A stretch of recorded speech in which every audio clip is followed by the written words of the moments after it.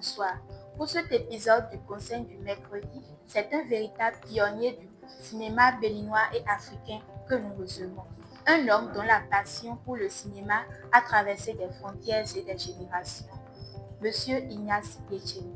Acteur, réalisateur, producteur, il a été directeur général adjoint du Centre national du cinéma et de l'image animée du Bénin.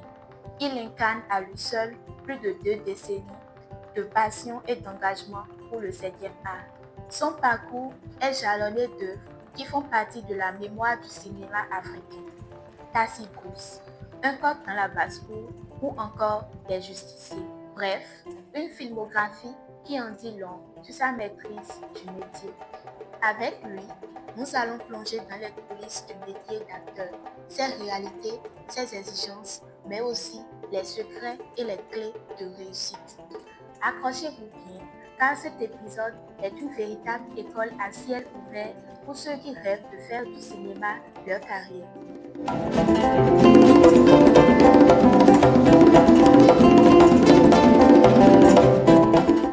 Je suis Ignace Yecheni, je suis professeur d'espagnol, j'ai fait l'école normale supérieure, je suis professeur d'espagnol. J'ai arrêté d'enseigner, ça fait une trentaine d'années. Depuis aussi 30 ans, je fais beaucoup de théâtre tout le temps de ma vie. Je suis cinéaste, plus précisément réalisateur. J'écris aussi des scénarios.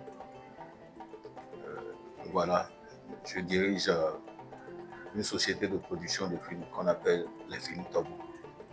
J'ai été directeur adjoint du cinéma du Bénin pendant environ 5 ans.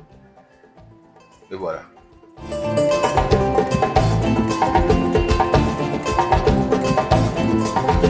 Être acteur, c'est porter des personnages, c'est prêter son corps, sa voix à une personne fictive. Donc, c'est passer du rêve à la réalité en faisant le jeu. Et moi, j'ai de la passion à le faire, car c'est un métier qui me permet d'être aujourd'hui pauvre dormant dans une masure et demain président d'un grand pays, surfant sur l'or et tous les privilèges de la vie.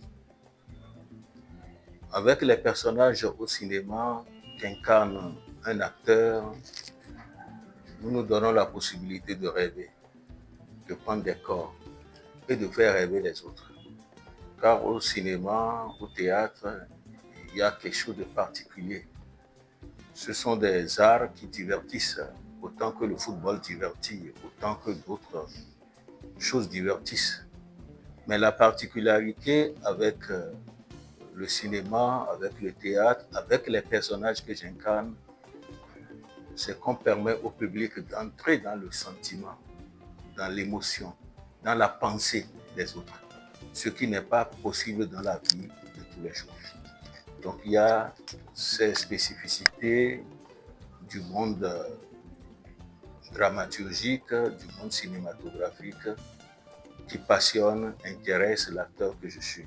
Et voilà pourquoi j'aime exercer ce métier avec grand plaisir.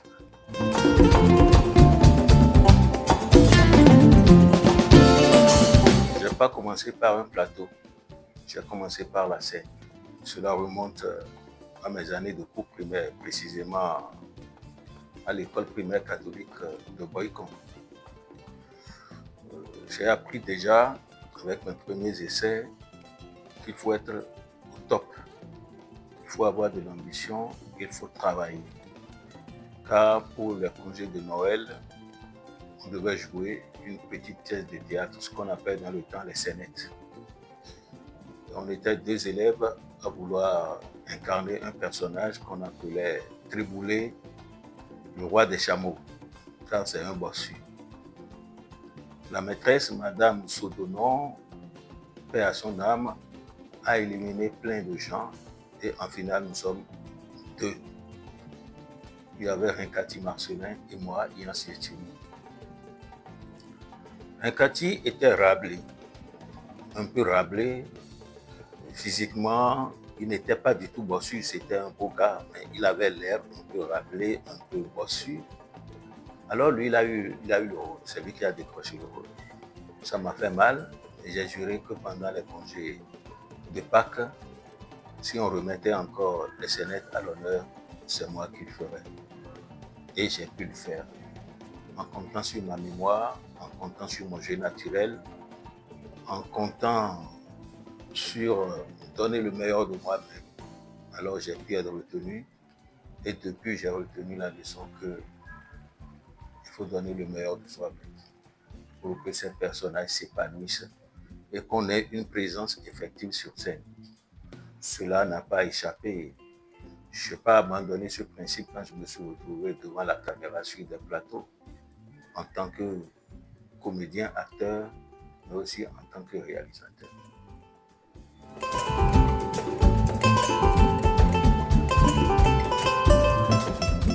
Préparer un rôle consiste à interroger le personnage que l'on a individuellement et collectivement. Parce que le personnage au théâtre comme au cinéma, quand on parle de dialogue, ce n'est pas en réalité un dialogue, c'est un trialogue. Car quand deux personnes se parlent sur une scène ou sur un plateau, en fait, ils parlent au spectateur. Donc, tenir compte de ce contexte-là et interroger les personnages avec lesquels vous jouez. Quelle est la peau à épouser pour les rendre au mieux? Quelle voix? Quelle vitesse du parler? Quel thème de voix? Quel visage composé? Il est vrai, il y a le maquillage, il y a beaucoup d'artifices au cinéma qui concourent à l'élaboration, à la composition d'un personnage. Mais il y a 50% qui reviennent quand même à l'acteur lui-même. Alors il faut faire tout cela et ne pas banaliser l'œuvre que l'on joue. Il y a que au théâtre comme au cinéma, il y a un texte. Il faut s'approprier le texte, mot pour mot. Car dans un texte, quand on dit papa, on dit papa. Papa ne veut pas dire père. Cela n'a pas la même connotation. Papa n'a pas la même connotation sentimentale que père. Parce qu'il y a des acteurs qui ont tendance à édulcorer, à choisir leurs mots. C'est une faute grave, une faute professionnelle grave. Donc il faut faire le texte tel qu'il se doit en suivant les consignes modificatrices éventuelles du metteur en scène, du réalisateur, mais visant toujours à porter à un niveau supérieur, à un niveau professionnel, le texte qui est dit.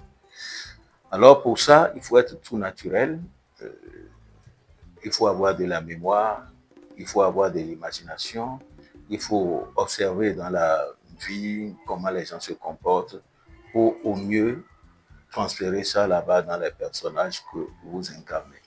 Alors moi, ce sont mes recettes, mais il y a quelque chose qui n'est pas figé au théâtre, au cinéma et dans tous les arts. Ce qui n'est pas figé, c'est que chaque fois que vous rencontrez un personnage, c'est un nouveau défi, un nouveau challenge. Et il faut être à la hauteur pour que le spectacle soit aussi à la hauteur et reste dans les mémoires, impacte les gens pour toute leur vie.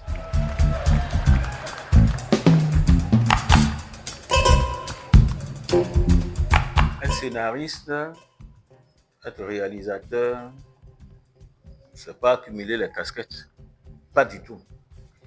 Mais être réalisateur, être monteur, être cadreur, c'est déjà accumuler des casquettes. Et c'est pas une bonne chose, pas du tout. Moi, je suis réalisateur, je me contente d'être réalisateur. Un scénariste n'est pas un cinéaste. Il peut écrire pour le cinéma, il peut écrire pour le théâtre, il peut écrire pour des bandes dessinées, mais il n'est pas cinéaste. Donc, c'est pas grave d'accumuler ces casquettes-là, réalisateur, chose. Moi, pendant des années, j'ai été acteur. J'ai été devant la caméra avant de passer derrière la caméra. Cela va dans l'ordre normal des choses. Cela fait qu'aujourd'hui, j'ai plus de facilité à diriger des gens qui sont devant la caméra quand moi je suis derrière. Mais je n'impose jamais mon point de vue aux gens. je laisse les gens faire. Et dans ce qu'il fait, je trouve mon juste milieu pour leur apporter quelque chose. Quand j'écris un film, donc que je suis scénariste, que je tourne ce film, donc j'en suis le réalisateur, je ne le monte pas. Je laisse libre cours au monteur de travailler là-dessus. Puisqu'il me revient toujours le dernier regard, la dernière appréciation. Alors quand il finit d'apporter du sien, je choisis les meilleurs. Je ne choisis pas au hasard. Je ne fais pas d'aventure avec. Je sais que la personne a la capacité nécessaire de bien faire. Alors quand il monte, il apporte du sien. Sa richesse aussi, il apporte. Sa culture aussi, il apporte. Sa vision du monde aussi, il apporte. Et si moi j'avais bien tourné, si j'avais bien fait les raccords, je suis tout fier de voir ces raccords s'établir là sans que je ne sois présent. Alors, quand on ne cumule pas les postes, qu'on laisse le maquilleur faire son boulot, l'acteur faire le sien, l'éclairagiste faire le sien, le directeur photo faire le sien, le cascadeur intervenir au moment où il faut, quand on fait tout ça et que le résultat est là, c'est toujours beau. Parce que l'œuvre est riche pour tout le monde, est portée par tout le monde vers les sommets. Et c'est ça que je voudrais dire aux gens. On ne peut pas, quand on va à l'école du cinéma, on peut faire 3 ans, sortir avec la licence, on peut faire 5 ans, sortir avec le master, mais ce n'est que dans une filière. Ce n'est pas en faisant réalisation, montage, directeur de la photo, tout ceci. Non, n'improvisons pas. Et malheureusement, comme nous improvisons beaucoup ici chez nous, tout cela déteint sur notre cinéma, sur la qualité de nos œuvres. Il faut qu'on se ressaisisse. C'est pourquoi, quand je me retrouve dans un milieu où les gens aspirent à la professionnalisation des choses, à des professions du cinéma, de l'image et du son, j'attire toujours leur attention sur ces aspects des choses pour que demain, ils ne tombent pas dans ces travers. Puis en réalité, c'est la part de gain, c'est parce qu'on recherche à gagner tout ce qu'il y a sur tous les différents postes qu'on fait ça. C'est pas bien, car ce qui va rester au-delà de nous-mêmes, c'est l'œuvre. Et cette œuvre doit avoir de la qualité. Et c'est ce que nous devons toujours rechercher. La qualité, rien que la qualité est toujours la qualité. Il n'y a pas de routine particulière, mais il faut être sportif. Il ne faut jamais banaliser un personnage. Il faut tout le temps lire, il faut se cultiver encore. Au fil des années, on n'a pas toujours la même diction, on n'a pas toujours les mêmes facilités à prononcer les mots, à les articuler. Donc, l'articulation assez normale, assez claire des mots fait partie des outils de tout acteur. Alors, il faut l'exercer. Si l'on peut chanter, il faut chanter pour déployer ses cordes vocales. Si que l'on peut savoir jouer d'un instrument, sachons jouer d'un instrument de musique. Sachons faire des choses qui nous seraient toujours utiles un jour sur scène. Faisons du sport, chantons, gardons la bonne humeur, observons autour de nous. Ce sont de petits secrets et respectons ce que nous faisons. Notre art a cette spécificité que c'est un jeu, c'est du divertissement. Mais c'est du divertissement sérieux. Quand on le banalise, on tombe dans les travers. Et le spectacle devient un navet, pas quelque chose de grande valeur. On ne sait pas que ça dépend de soi-même. Tant qu'on prend au sérieux, qu'on embrasse ça, avoir le corps, et que l'on avance avec, on a tous les ingrédients pour donner toujours du beau spectacle.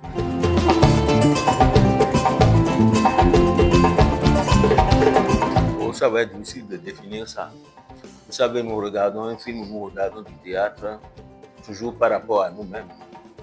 Si vous allez au théâtre et vous avez ce que les jeunes appellent aujourd'hui un poumin, une déception.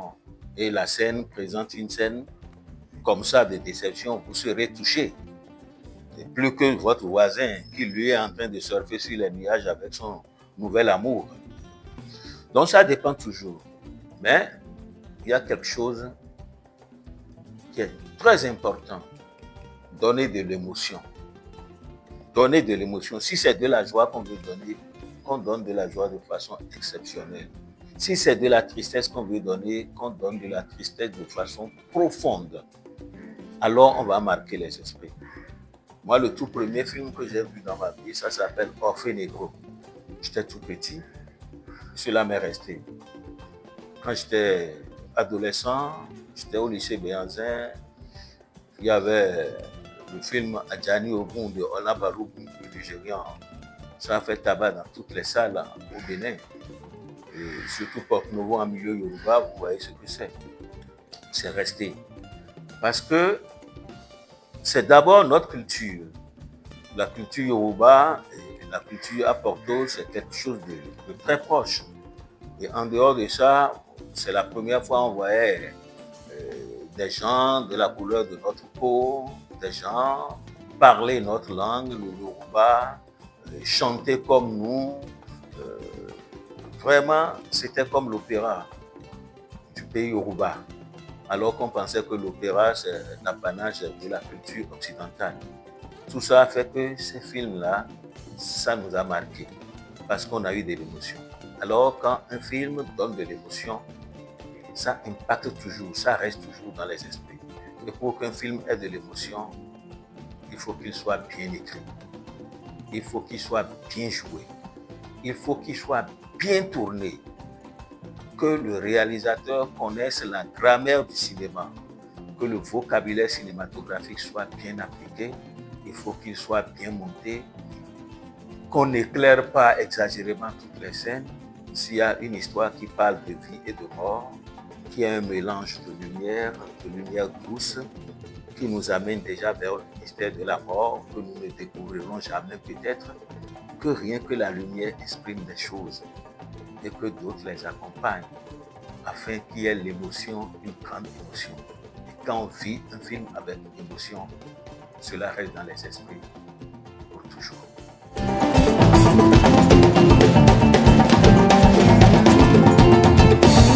Le cinéma béninois, malheureusement, n'évolue pas parce que le cinéma béninois n'existe pas. Il n'existe pas ce cinéma. Nous sommes dans un pays où les autorités ne savent pas encore l'importance du cinéma. Où l'on se cherche, c'est des individus qui se battent au jour le jour. Voilà pourquoi moi j'ai de l'admiration pour ceux qui ont initié INMAC, pour ceux qui ont initié ISMA, pour d'autres comme Vidéo Leader et autres là, qui travaillent les images et le son dans le pays. C'est des gens qui travaillent en se sacrifiant. Ils restent prisonniers de l'espoir en se disant un jour ça va aller. Sinon, le cinéma c'est une industrie très large. Ce n'est pas parce que nous tournons de nos films dans nos coins, nous faisons ceci que nous faisons déjà du cinéma. Non. Il n'y a pas un cinéma béninois dont on va parler aujourd'hui.